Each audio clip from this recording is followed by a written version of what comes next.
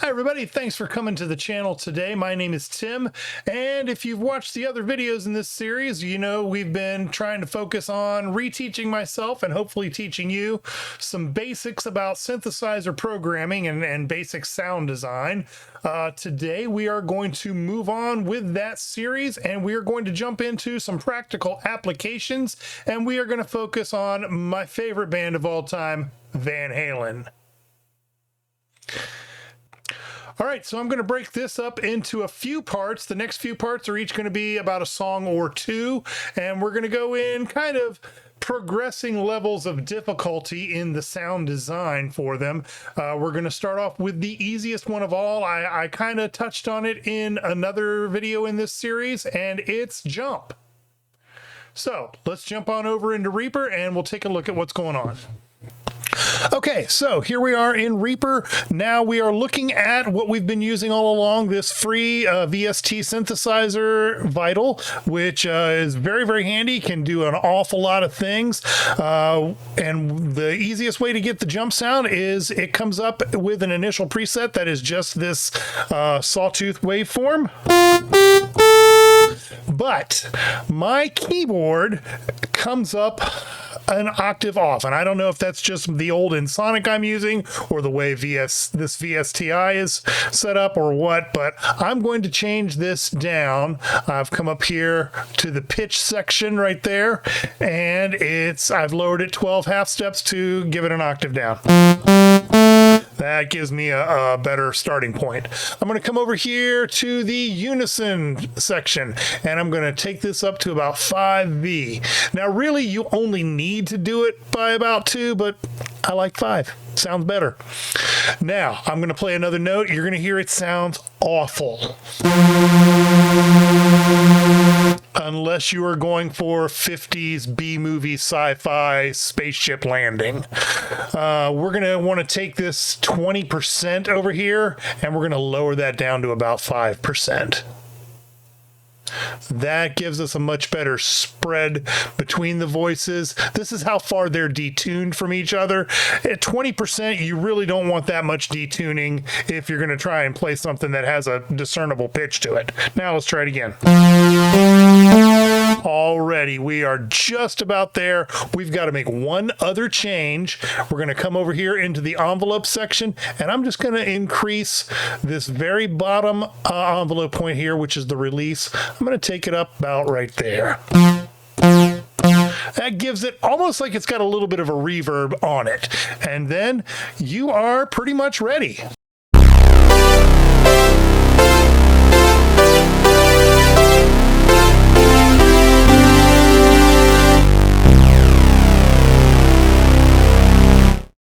And that one is really just that simple. We're going to move on. We're going to do a couple more songs for this episode. They're all basically going to be variations on a theme, but right now I'm going to show you one way to get even closer to that original sound, and we are going to ditch Vital. So Vital is going bye-bye.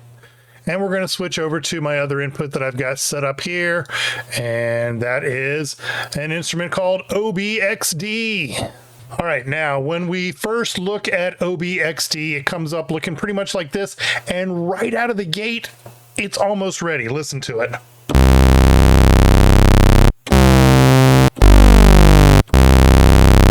That's almost the sound right there. The only thing I'm going to change is, just like we did in Vital, I'm going to open up this release just a little bit. Kind of gives it that reverby kind of sound. Let's see how. There we go. And I mean, with almost no other changes,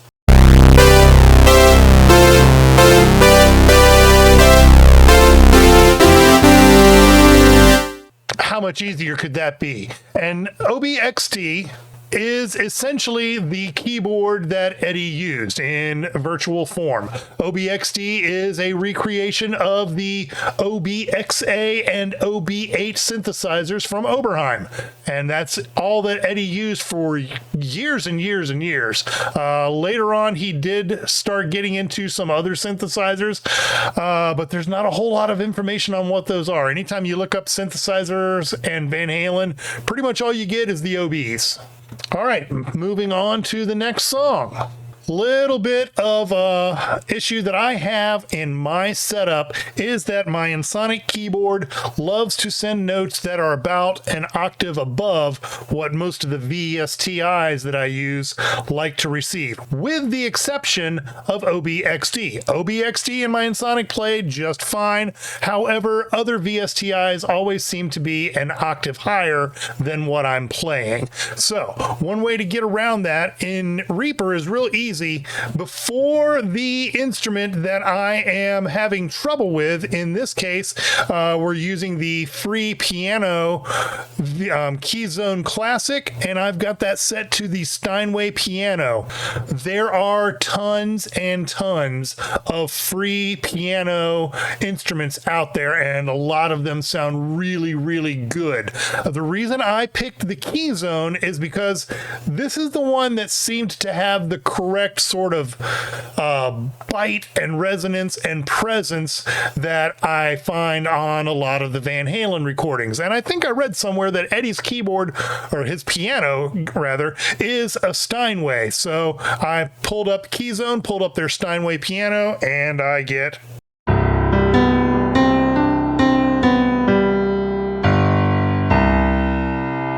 I think that sounds really good. I mean, just even playing garbage, I can pretty much pound the keys. And it sounds all right.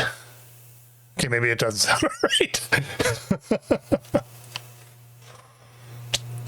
Now, the reason I picked the Keyzone Classic instrument is because of all the ones I tried, a lot of them, they sound very good. They sound very natural. They have a real good quality to the sound, but none of them had that kind of grit and presence that the Van Halen keyboard sounds have. And that's what I was looking for, especially down here in the bass notes.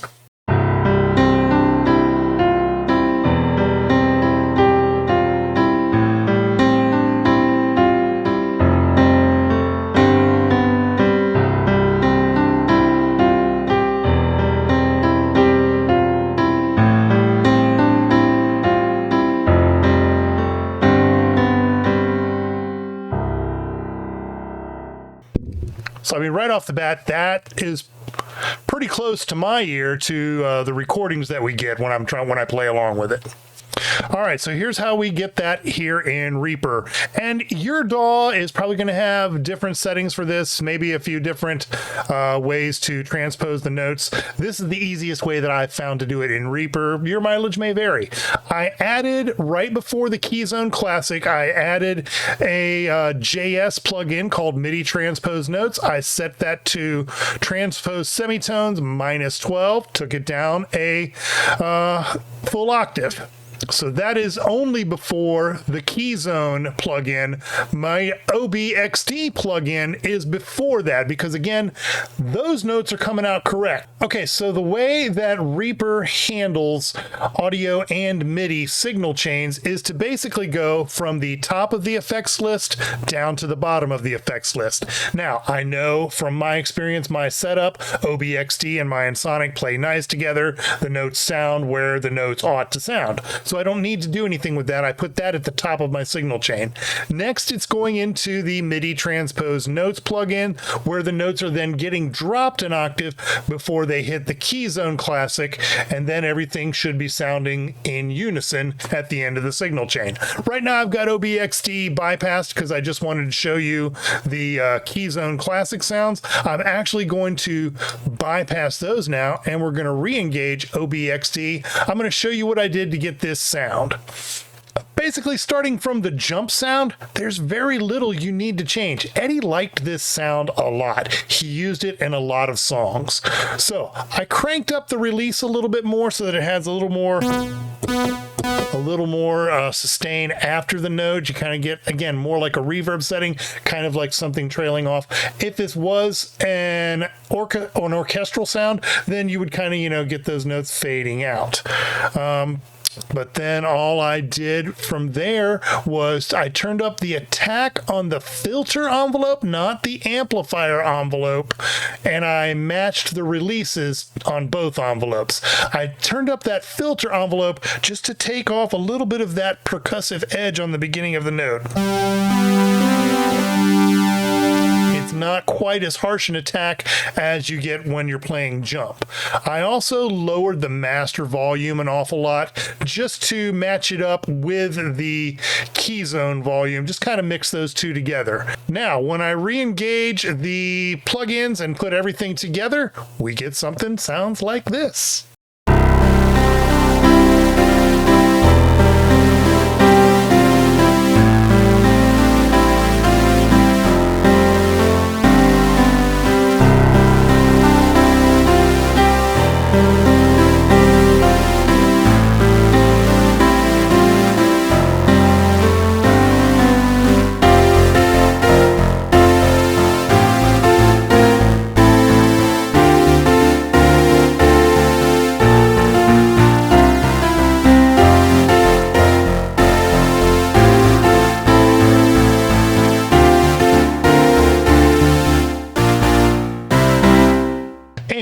It's just that easy. So if all you've got when you're going to your band practice is a MIDI controller and your laptop, and somebody says, hey, we're going to do some Van Halen, couple of minutes of downloading ObXd and Keyzone Classic, and you are basically ready to go. All right, one more quick one here in this video, and that is from the OU812 album, When It's Love. So again, we're going to start off with ObXd. Let me jump in here and bypass the other stuff that we're not using right now so I can show you how we start off this sound.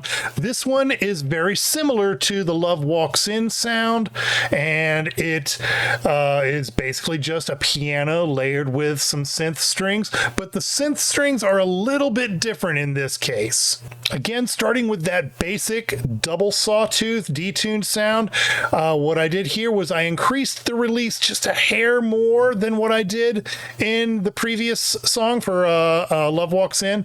I also brought up the attack on the amplifier envelope just to, again, take some of that bite off the beginning of the note.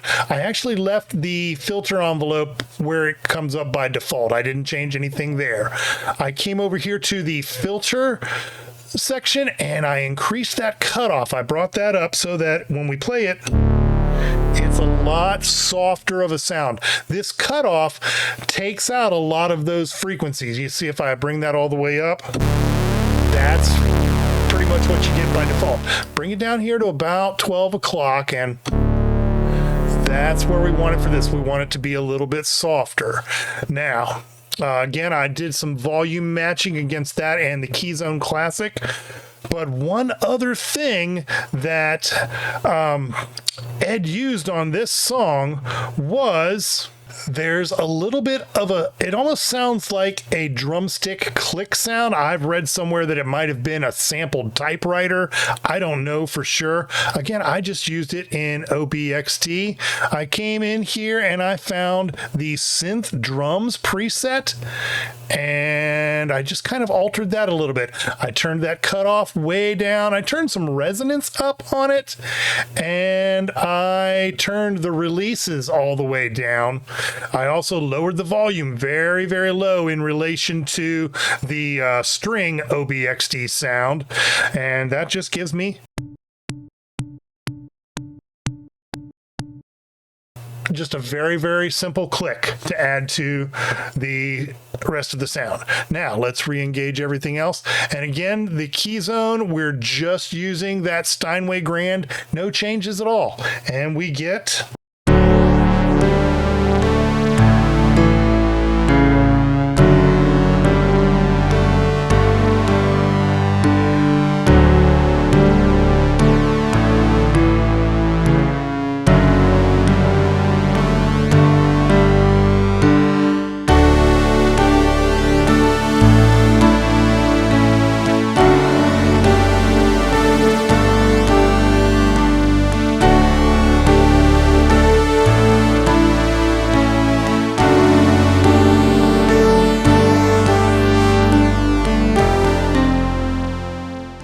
right, now we're going to take a look at Why Can't This Be Love? The first single from 1986 is 5150. It was the first single with Sammy on vocals, and it was actually kind of hard for me to put this one together for this video because it uses two sounds simultaneously, not layered, but split on different parts of the keyboard, which was something I had to try and figure out how to do here in the virtual realm. On the actual Oberheim synth, it's a very easy thing to do. You hit the button marked split and it splits the keyboard. You can put one sound on the bottom and another sound on the top side of the keyboard. But here I had to find a little bit of a workaround. Let me show you how I did that. Okay, so right now we're just going to be looking at the bass half of the sound. Here we are back in ObXd, and this is again just that basic jump sound that we started off with, but what I have changed is I have programmed the mod wheel. Let me do one other thing here real quickly.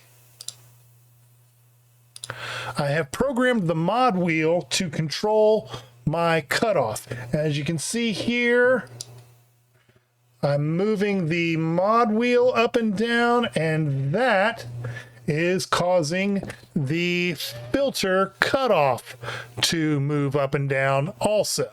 And that's going to sound kind of like this. As I bring it up and down. But how do I get that?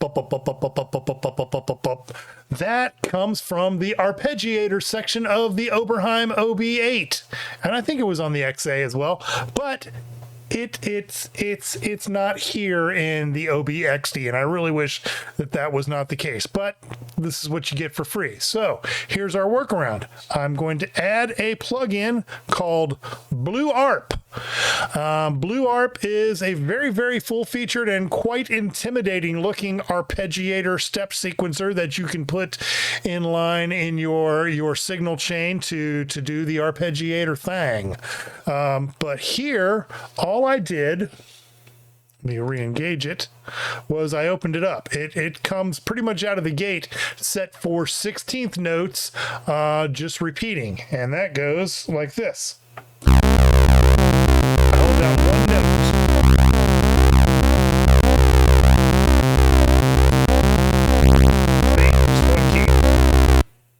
One key. So that one comes right out of the gate pretty much ready to go. I didn't have to change anything. I just downloaded it, put it on the signal path. Good to go. That was very easy. Now, the other thing I had to do was I had to figure out how to split the keyboard for the separate sounds. And what I did there is something in Reaper.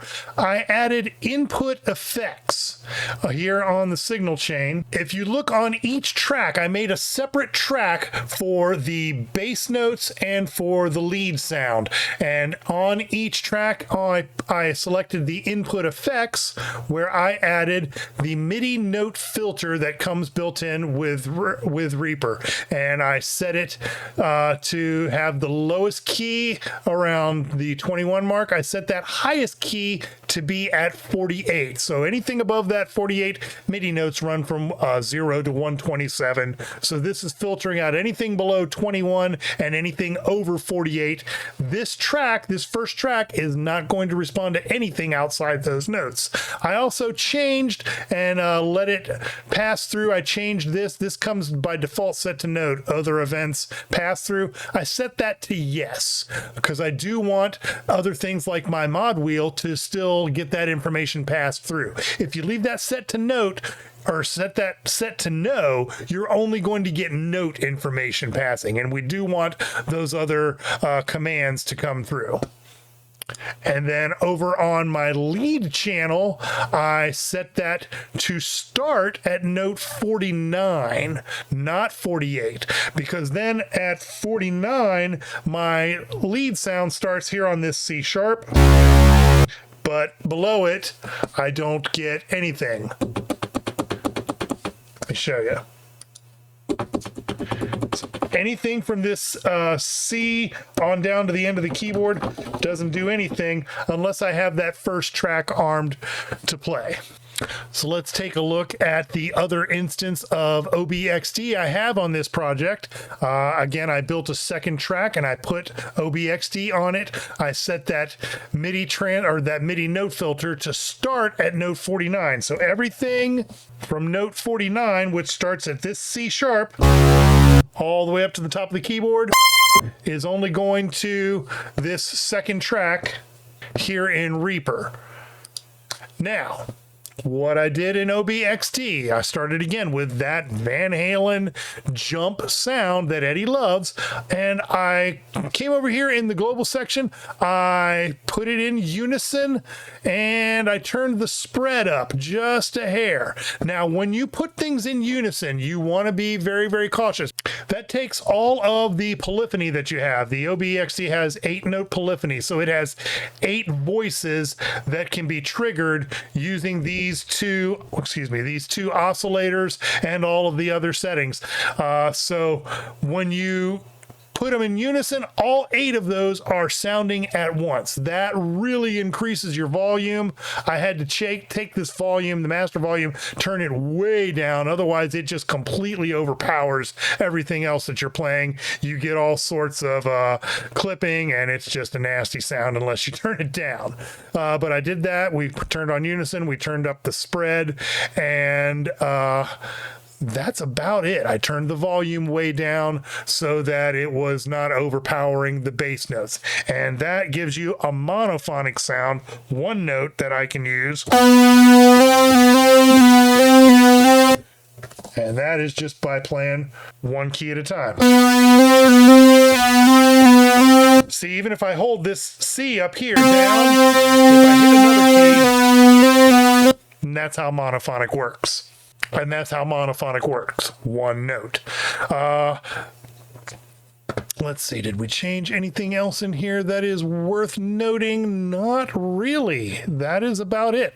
And when we put those two sounds together, I take the mod wheel back down, I start that bass.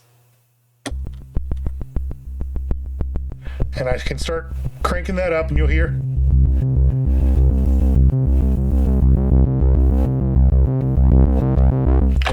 So when we put it all together,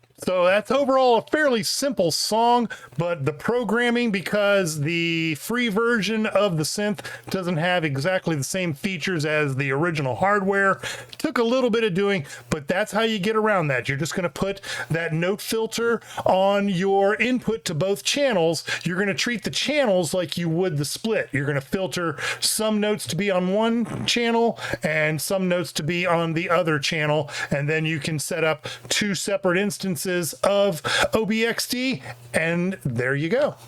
All right, everybody, that is it for this video.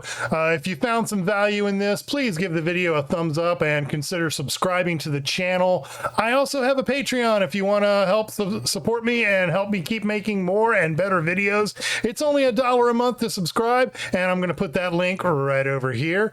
And you can also follow me on my other social media accounts. Those are also in this area, and I will see you guys next time.